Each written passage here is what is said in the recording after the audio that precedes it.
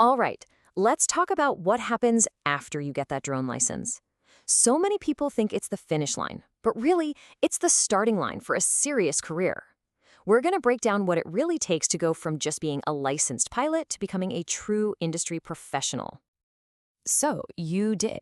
You put in the work, you passed that test, and now you have your Part 107 remote pilot certificate. Seriously, congratulations. That is a huge deal. But it immediately brings up that one big question, right? Now what? How do you actually turn this license into a real deal career? Well, first things first, we need to reframe how we see that license. It's not just a permit to fly, it's the key. It is the one and only thing that unlocks the door to a massive, and I mean massive, commercial industry that is absolutely starving for skilled operators.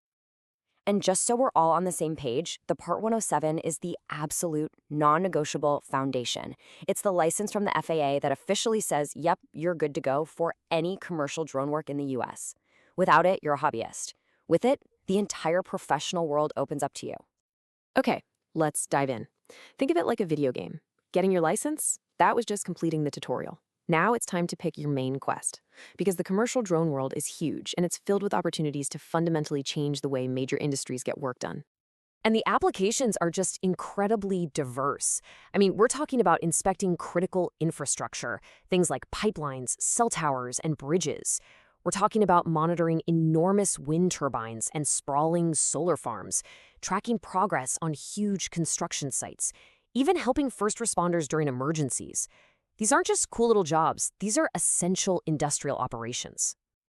You know, the core reason for this massive shift is simple: safety. This quote just says it all, doesn't it? Instead of sending a person climbing up a tower or dangling from ropes to inspect a bridge, you send a drone. You are literally taking a human being out of a dangerous situation. That is an incredibly powerful pitch to any company. And it's not just about being safer. The efficiency gains are just mind-blowing. Look at this. A 12-acre survey that would take a human crew 100 hours, that's 2.5 full work weeks, can be done with a drone in just 2 hours. 2 hours! That is a complete game changer for any business's bottom line. But here's the thing. Just flying the drone, that's only the beginning. To really make it in this industry, you have to master the technology that clients are actually paying for. This is where you go from pilot to expert. This is where you develop your advanced skills. So, your path to becoming an expert is all about the payloads your drone can carry. First up, you've got photogrammetry. That's where you turn hundreds of simple images into incredibly accurate 3D models. Then you can level up to LiDAR, which uses lasers to get centimeter-level accuracy, even seeing through a thick forest canopy. Or you could specialize in thermal imaging, finding hidden heat leaks or faulty solar cells that are totally invisible to the naked eye. Each one of these skills is super valuable and in high demand. Okay, now we get to the highest tier of drone operations. You could kind of call it the final boss, flying beyond visual line of sight, or BVLOS. This is absolutely essential for those huge, long-range missions, like inspecting a 50-mile pipeline or surveying thousands of acres. So your standard Part 107 rule is what's called visual line of sight, or VLOS. It's simple. You have to be able to physically see your drone with your own eyes at all times. BVLOS is the advanced exception to that rule, where you're flying way beyond what your eyes can see. And to do that legally, you need a pretty complex waiver from the FAA. And let me tell you, getting that waiver is tough. It's not just about being a great pilot. It's about proving to the FAA that your entire operation has an equivalent level of safety to flying within sight. That means you need advanced tech like detect and avoid systems on your drone, and you need ironclad, documented risk protocols for every possible scenario. You know, all this brings us to what I think is the most important part of this whole journey. The tech is cool, the flying is fun, but what truly separates the pros from the amateurs is the mindset. You have to master the rules of the game, and that's all about professionalism, safety, and managing risk. So here's the crucial part. A professional operation runs on paperwork. Sounds boring, but it's true. You need standard operating procedures, or SOPs. Think of them as your detailed playbook for every mission. You need meticulous maintenance logs that the FAA could check at any time. You absolutely need at least $1 million in liability insurance, and you'll often have to name your client as an additional insured in your policy.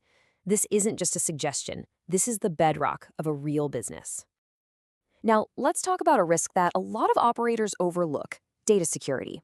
First up, the FAA's remote ID rule. It requires your drone to publicly broadcast its location, and your location is the pilot. Now, imagine you're working for a client at a sensitive, confidential site. That public broadcast suddenly becomes a huge security risk you have to be prepared to manage. Second, the drone manufacturer itself can be a risk. This might surprise you, but many of them keep remote superuser access to your aircraft for things like diagnostics and updates. Well, that creates a supply chain security issue that a true professional has to be aware of and account for in their safety protocols. And finally, there's the data you actually collect. You are liable for it. That means you have to have clear procedures for how you securely store the data your client needs, while also securely deleting everything else to minimize your legal exposure down the line. Data management isn't just a nice to have, it's a core responsibility. So at the end of the day, this is the business case you bring to a client. When you combine your flying skills with that professional mindset, you create real, tangible value. You offer them improved safety, you cut their operational costs by up to 35%, you can even create tax advantages for them, and your documented, insured operation lowers everybody's liability. This is how you justify your rates and build a real sustainable business. So we come back to that big question, but now with a whole new perspective. The technology is here, it's ready to go. The market demand is undeniable. The only variable left in the equation is you. So is your mindset ready? Are you ready to level up beyond just flying and truly become a professional?